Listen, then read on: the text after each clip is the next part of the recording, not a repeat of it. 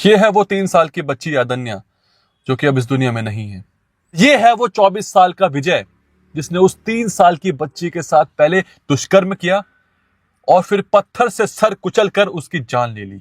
Media में कहीं इस केस के बारे में कोई बात नहीं हो रही है, लेकिन मैं चाहता हूं कि आप इस वीडियो को शेयर करें ताकि ये दरिंदे को फांसी हो सके, ताकि एक गरीब की बच्ची को इंसाफ मिल सके। क्या है पूरा मामला, बात करते हैं इस वीडियो में। मालेगांव में स्थित एक छोटा सा गांव डोंगराले, जहां यादन्या 3 बजे के आसपास हमेशा की तरह अपने दोस्तों के साथ खेल रही थी। 30 मिनट हो जाते हैं, यादन्या की खेलने की आवाज आना बंद हो जाती है। घर वालों को शक होता है तो वो बाहर जाते हैं। उसकी मां देखती है कि यादन्या वहां से गायब थी।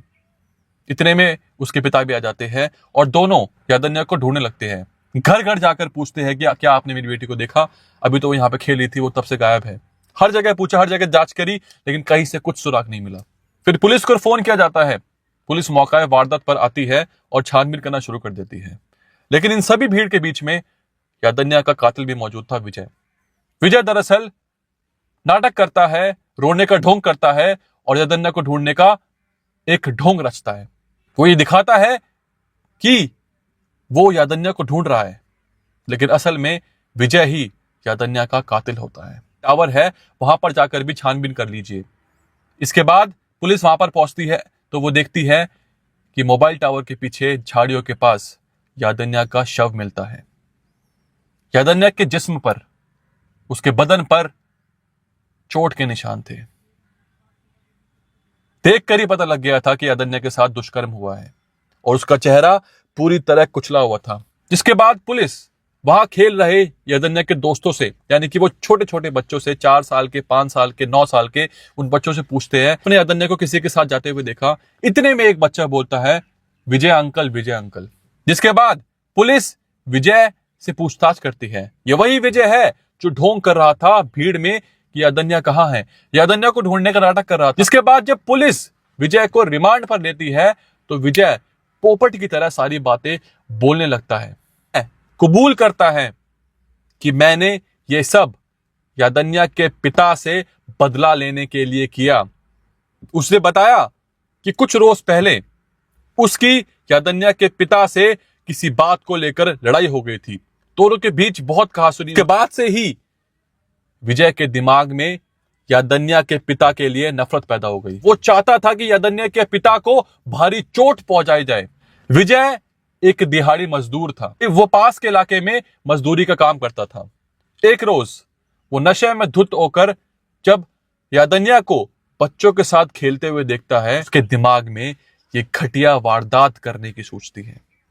वो यादन्या को चॉकलेट देकर अपने पास बुलाता है, क्योंकि यादन्या के लिए तो वो विजय अंकल ही थे जो हमेशा उनके लिए चॉकलेट लेके आते थे।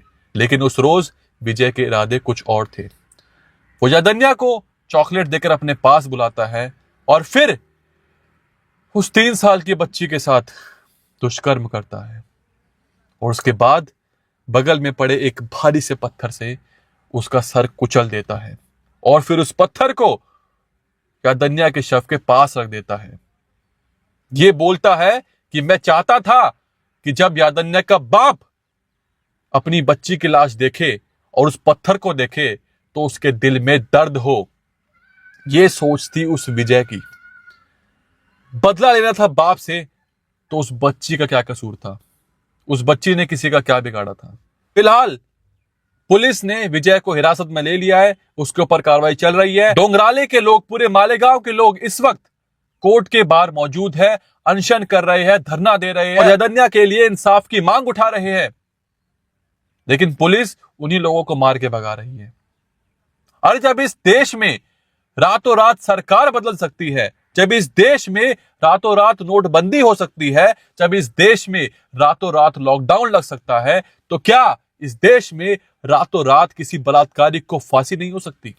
मैं आपसे पूछना चाहता हूं, दशहरा पे हम रावण को जलाते हैं, क्यों ना हम हर साल दशहरा पे किसी बलात्कारी को जलाएं? पॉल्यूशन भी कम होगा और किसी को इंसाफ भी मिलेगा और वो दरिंदे जिनके दिमाग में ऐसी मानसिकता है वो लोग भी सुधर जाएंगे। मैं आपसे निवेदन करता हूं कि इस वीडियो को शेयर करें। मेन स्ट्रीम मीडिया में, न्यूज चैनल में कहीं इस केस के बारे में बात ही नहीं हो रही है। क्यों? क्योंकि वो छोटी बच्ची थी, इनको टीआरपी नहीं मिलेगी। लेकिन इस बच्ची को इंसाफ दिलाना है, जस्टिस फॉर यदन्या, और इस बलात्कारी विजय को फांसी के फंदे तक लेके जाना है। जितना हो सके इस वीडियो को शेयर कीजिएगा। धन्यवाद।